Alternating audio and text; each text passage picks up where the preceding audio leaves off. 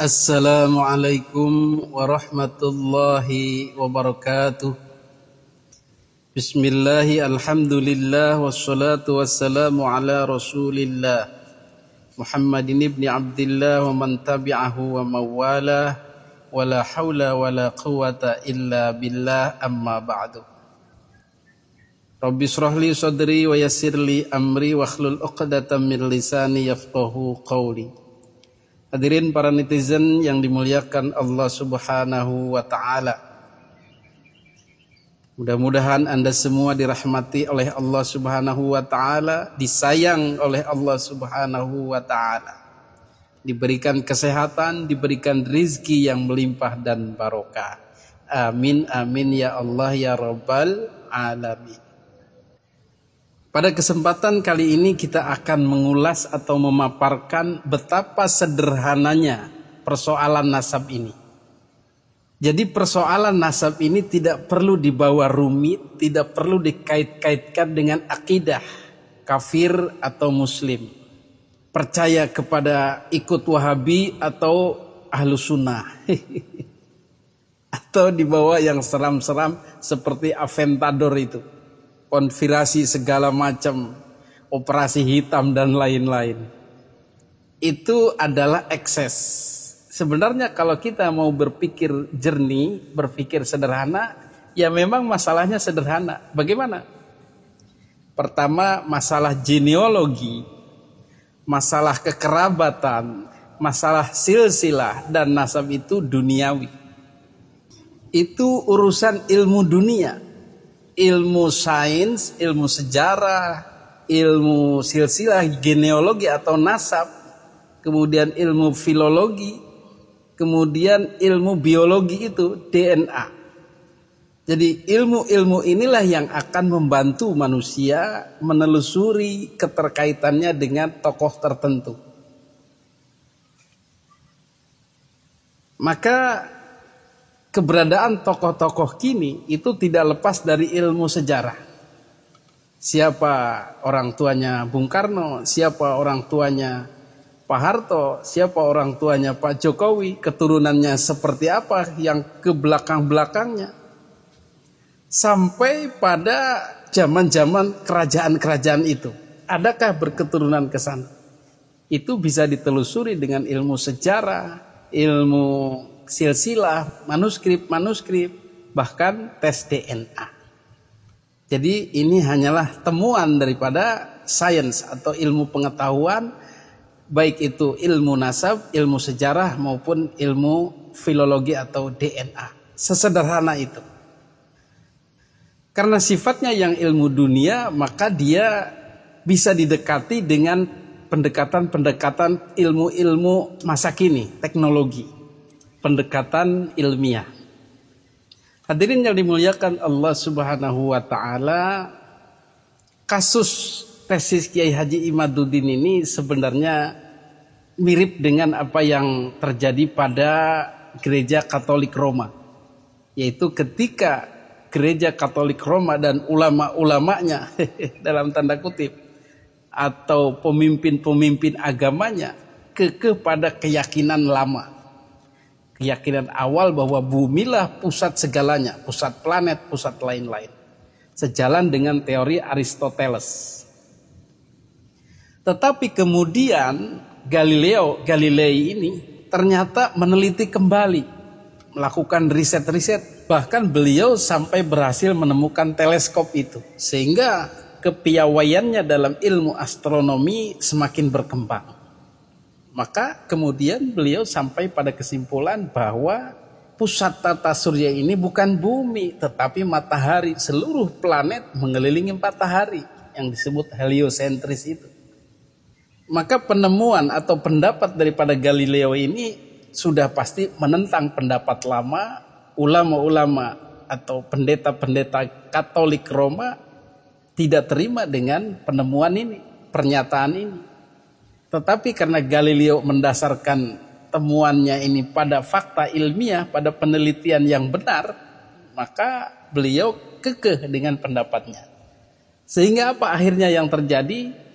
Galileo dianggap mengada-ada, memecah belah membuat sesuatu yang konyol dan lain-lain, dan ya bahaya, maka harus dihukum mati. Dan begitulah dalam sejarah Galileo harus mati karena berbeda dalam keilmuannya dengan orang-orang yang lama. Hadirin yang dimuliakan Allah Subhanahu wa taala, haruskah kita mengikuti kisah Galileo itu? Apakah Kiai Haji Imaduddin Utsman Al-Bantani harus mati di tangan para ulama-ulama yang percaya bahwa Ba'alwi itu bersambung kepada Kangjeng Nabi Muhammad SAW? Apakah harus begitu? Apakah kita harus mengikuti cara pandang orang-orang Katolik Roma itu? Dan terbukti sekarang pada akhirnya ternyata Galileo lah yang benar. Karena beliau berdasarkan temuan-temuan baru, fakta-fakta baru, penelitian-penelitian baru yang tidak dijumpai oleh orang-orang lama jadul itu. Begitu juga Kiai Haji Imaduddin Utsman Al-Bantani, kenapa bisa berkesimpulan berbeda dengan ulama-ulama terdahulu? Karena metode yang diterapkan berbeda, penelitian yang dilakukannya juga lebih mendalam, kemudian ketersediaan literatur juga lebih banyak di zamannya Kiai Haji Imaduddin Utsman Al-Bantani. Kenapa? Banyak manuskrip-manuskrip baru ditemukan. Banyak kitab-kitab atau buku-buku baru ditulis. Dan banyak hal-hal lain yang mendukung kepada terbongkarnya keabsahan atau kevalidan tersambungnya nasab Ba'alwi kepada Rasulullah SAW.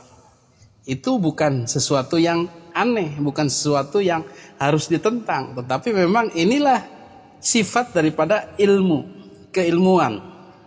Dia terus berkembang sesuai dengan kegigihan para penelitinya untuk meneliti ilmu tersebut. Hadirin yang dimuliakan Allah Subhanahu wa taala, dengan paradigma modern ini kita sudah sangat yakin kita dibantu dengan teknologi yang ada itu. Ilmu sejarah yang berkembang, ilmu nasab yang berkembang, ilmu DNA yang berkembang, ilmu filologi yang berkembang, penemuan manuskrip yang berkembang, dan seterusnya. Maka tools itu atau alat-alat itu sudah sedemikian komplit, maka kita tentu saja sudah bisa melakukan penelitian sendiri. Ketimbang ulama-ulama dahulu yang memang tidak melakukan penelitian sedalam itu. Sudah dibahas di video sebelumnya. Salah satu sebabnya adalah rasa tidak enak itu, tidak enak hati, rasa pekewu, takut su'ul adab terhadap habib-habib yang mereka hadapi waktu itu. Kenapa? Karena mereka begitu berakhlak mulia. Jadi bagaimana mungkin seseorang atau banyak orang sada-sada itu berakhlak mulia, tiba-tiba kita ingin meneliti nasabnya, menelisik nasabnya, meragukan nasabnya, maka kita pun ada perasaan canggung atau malu.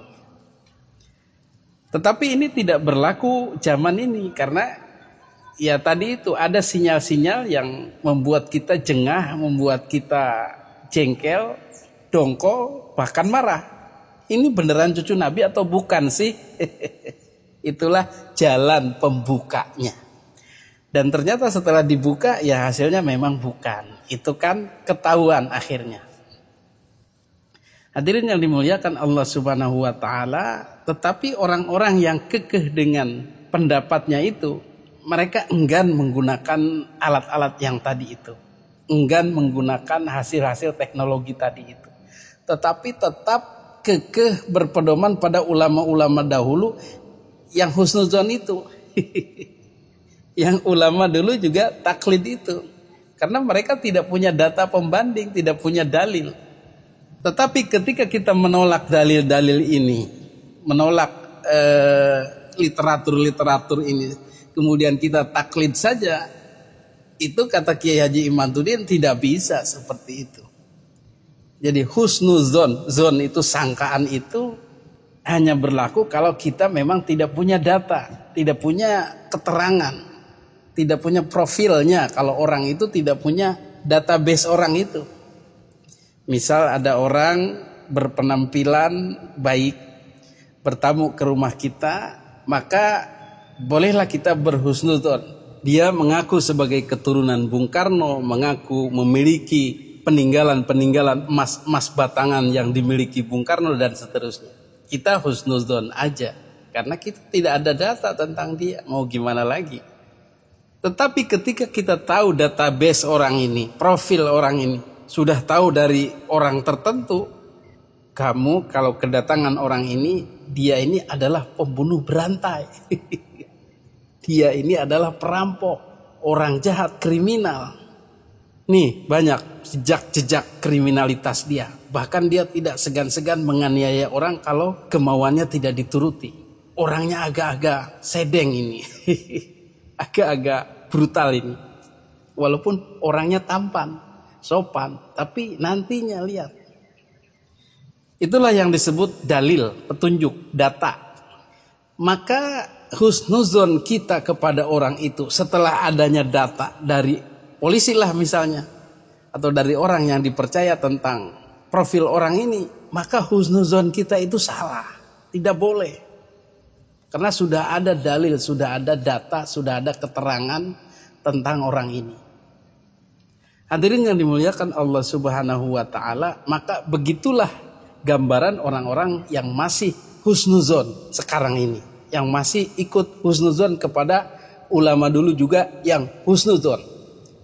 Padahal ulama-ulama dahulu itu husnuzonnya, mukhatabnya yang Habib-Habib yang mereka hadapi itu Habib-Habib baik.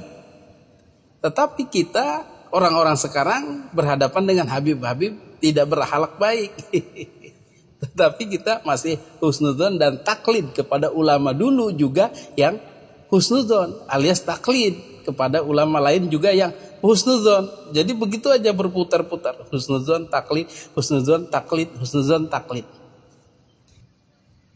Jadi menurut Kiai Haji Imaduddin, dengan sudah adanya data-data tadi, data-data ilmiah, yang tools-tools yang sudah disebutkan tadi, perlengkapan-perlengkapan keilmuan modern yang sudah dipakai tadi, yang menyatakan Ba'alwi tidak tersambung, baik dari segi nasab yang putus, dari segi sejarah tak terkonfirmasi, dari segi DNA yang melenceng, dari segi filologi yang jauh bukan keturunan daripada Ibrahim dan lain-lain. Itulah data.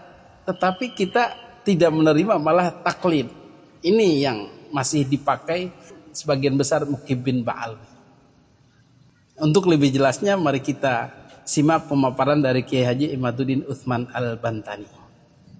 Benar, haplogrupnya J1. Ya udah, pada ahlinya yang ngomong. Masa yang ngomong itu ahli alpiyah? Ya udah, yang ngomong ahlinya, ahli DNA. Di Indonesia ada, dia bisa berdebat. Dan malam Sabtu depan itu ada di Roma nanti dia. Nanti akan ada di Roma Irama tuh. Dr. Sugeng Sugiarto. Dari Badan Riset dan Inovasi Nasional. Nah mereka, para dokter-dokter itu sudah ngomong. Kami bisa bertanggung jawab bahwa ini mustahil cucu Nabi. Ya percaya nih siapa maning menurut tes DNA. Menurut ilmu nasab dia putus, menurut sejarah tidak terkonfirmasi, menurut DNA dia melenceng. Lalu berdasar apa kita bisa untuk menerimanya? Husnudon itu la ibrata bidzannil bayyini khata'uhu. Itu kaidahnya. Tidak dihitung sebuah don kalau sudah jelas salahnya. Don itu kalau kita ditahu ini salah apa benar. Kalau sudah terbukti salahnya, nggak boleh don lagi. Karena udah salah, jelas. Taklid sama siapa? Taklid itu kalau kita nggak punya dalil. Kita udah punya dalil. At-taklidu ba'da zuhuril hujjati haram. Apalagi kiai ngomong taklid, itu memalukan. Coba bagaimana zamut taklid itu di dalam Al-Quran, di dalam Al-Hadis. Di dalam Ihya Ulumuddin, bagaimana Imam Ghazali itu mencela taklid bagi orang yang sudah bisa baca kitab kuning, seorang alim, seorang ulama. Nggak boleh taklid, dia harus istidlal. Sesuatu yang dimungkinkan hanya dengan membaca-baca. Dimungkinkan sesuatu dengan muqabalah dua kitab. Demikianlah begitu sederhananya polemik nasab ini. Begitu mudahnya sebenarnya untuk dicerna. Kalau kita mau berpikir logis dan objektif. Tetapi hal-hal ini menjadi rumit karena ada kepentingan-kepentingan yang orang-orang perjuangkan agar terhindar, tidak mau mengakui fakta-fakta dan data-data ilmiah ini. Mudah-mudahan para mukibin di luar sana dan orang-orang yang masih taklid, yang masih percaya pada husnuzon dan pendapat-pendapat husnuzon daripada ulama-ulama dahulu, mudah-mudahan mereka bisa tergerak untuk menggunakan logika ilmiahnya, logika pengetahuannya. Demikian, mudah-mudahan bermanfaat. Hadanallahu wa iyyakum ajmain. Wassalamualaikum warahmatullahi wabarakatuh.